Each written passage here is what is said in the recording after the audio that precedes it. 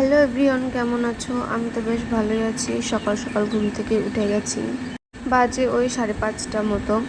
তো বাবু এদিকে ঘুম থেকে উঠে গেছে, বাবুকে ফ্রেশ করিয়ে দিয়েছি। তো মা সকাল এখানে রান্না করতে চলে এসেছে। আজকে রান্না করছে কচুরমুখী দিয়ে মাছ দিয়ে কি একটা তরকারি আর একটা কি সবজি রান্না করেছে। বাবুর কাছে খেলনা দিয়ে আমি গেছিলাম বাবুর খাবার রান্না করতে।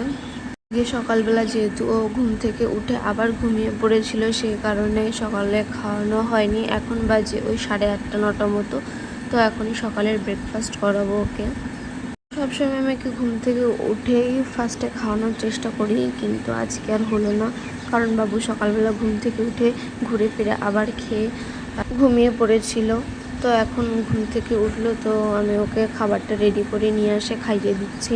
তারপর বাবুকে নিয়ে বাইরের দিকে এসেছি। তো গাড়ি দেখলে বাবু একদম পাগল হয়ে যায়, গাড়িতে উঠতেই হবে ওকে, না উঠালে কান্নাকাটি শুরু করে দেবে। তো বাবুকে একটু গাড়ি ঘোড়া দেখিয়ে তারপর বাড়ি নিয়ে এসে স্নান টান করিয়ে ঘুম পাড়িয়ে দিয়েছি। তখন আর ক্লিপ তোলা হয়নি।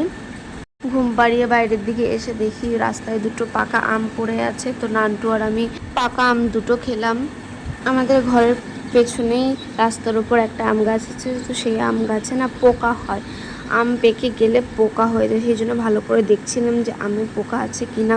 এবার তো আম কিনে খাওয়াই লাগেনি, কারণ গাছের আম পেকেছে, তো সেই আমগুলোই খাওয়া হচ্ছে। কাল রাতে এত ঝড় বৃষ্টি হয়েছে, চারিদিকে কাদা। প্রতিদিনই ঝড় বৃষ্টি হয় আর প্রতিদিনই এত এত আম পড়ে, কি আর বলবো। সেই পাকা পাকা মিষ্টি আম খেতে যে কি ভালো লাগে, মানে কিনে খাওয়ার চাইতেও খুব ভালো লাগে। তারপর বাড়ি এসে স্নান ধান করে ফ্রেশ হয়ে নিয়েছি।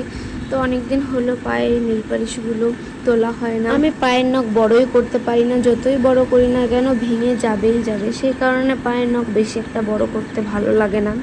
যেহেতু বৃহস্পতিবার ছিল, তো সেই কারণে আজকে ভাবলাম একটু নেল পালিশ রিমুভার দিয়ে তুলে নেল পালিশও পরে নিই আর আলতাও পরে নিই। আমি কিন্তু প্রায় প্রতি বৃহস্পতিবার পায়ে আলতা পরবো মাস্ট। এই তো আমার কথা বলতে বলতে আলতা পরা নেল পালিশ পরাও হয়ে গেছে। তো দুপুরে কি রান্না হয়েছে চলো দেখে নিই। এখানে দিদি রান্না করেছে আলু পটলের একটা নিরামিষ তরকারি, এখানে পুঁই শাক কুমড়ো আলু দিয়ে একটা নিরামিষ তরকারি। তো এটাই আজকে দুপুরের খাওয়া দাওয়া। চলো বাই বাই।